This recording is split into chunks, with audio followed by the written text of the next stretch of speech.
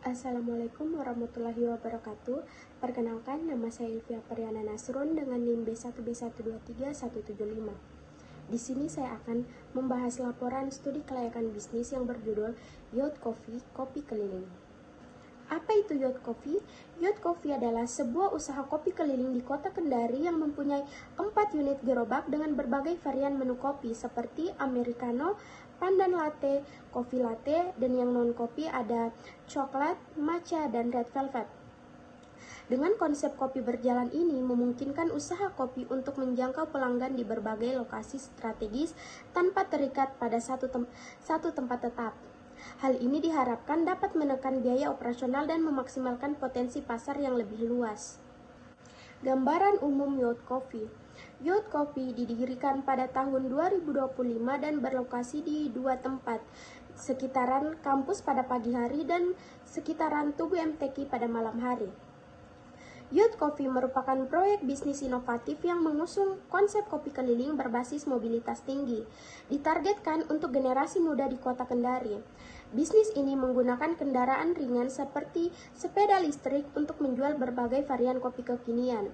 Konsep ini memanfaatkan tren budaya kopi di kalangan anak muda yang menginginkan layanan cepat, harga terjangkau mulai dari 7.000 sampai 18.000 per gelas, dan pengalaman Instagramable melalui kemasan menarik serta lokasi penjualan yang fleksibel. Aspek pasar dan pemasaran. Target pasar adalah generasi muda yang mencari kopi praktis, murah, dan Instagramable. Mereka beralih dari kafe tradisional ke opsi mobile karena kemudahan akses dan harga terjangkau, terutama di area kampus, perkantoran, dan tempat nongkrong. Potensi ini didukung oleh tren kopi keliling yang marak di kota Kendari.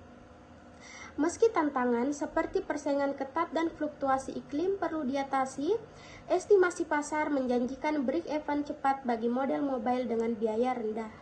Selanjutnya, analisis persaingan. Berikut beberapa pesaing yang dihadapi Youth Coffee. Yang pertama, pesaing langsung, yaitu kopi keliling lainnya yang menawarkan harga serupa. Yang kedua itu pesaing tidak langsung, yaitu kopi kekinian tetap.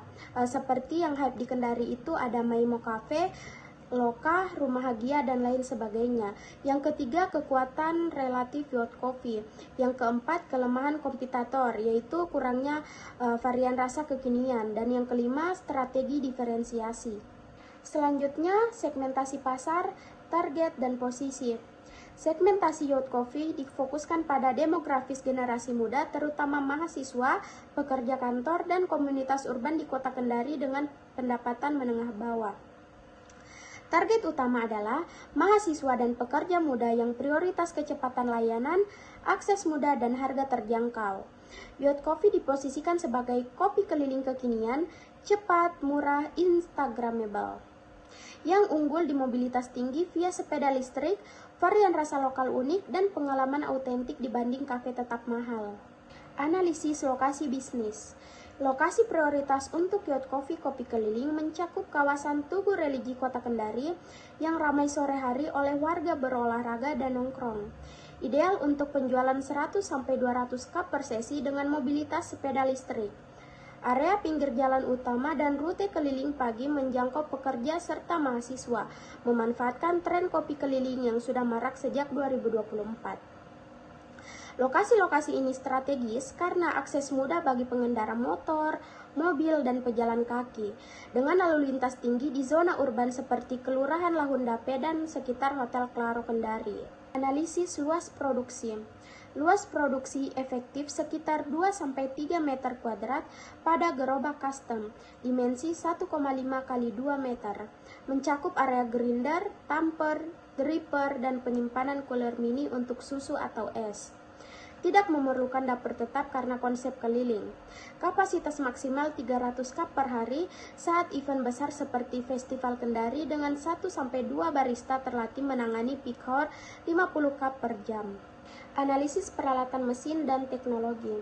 Youth Coffee Kopi Keliling mengandalkan mesin espresso portable elektrik seperti OT Nano yang mampu ekstrak 20-30 shot espresso per charge baterai. Tahan 60-80 cup. Cocok untuk mobilitas motor listrik dengan fitur 2-in-1 bubuk atau kapsul Nespresso. Analisis penjadwalan proyek bisnis. Operasional harian dibagi 2 shift. Pagi jam 9 sampai jam 2 siang di sekitaran kampus, targetnya 100 cup. Malam jam 5 sampai jam 2 dini hari di Tugu Religi atau MTQ Kendari untuk nongkrong, targetnya 100 sampai 200 cup. Analisis kebutuhan tenaga kerja.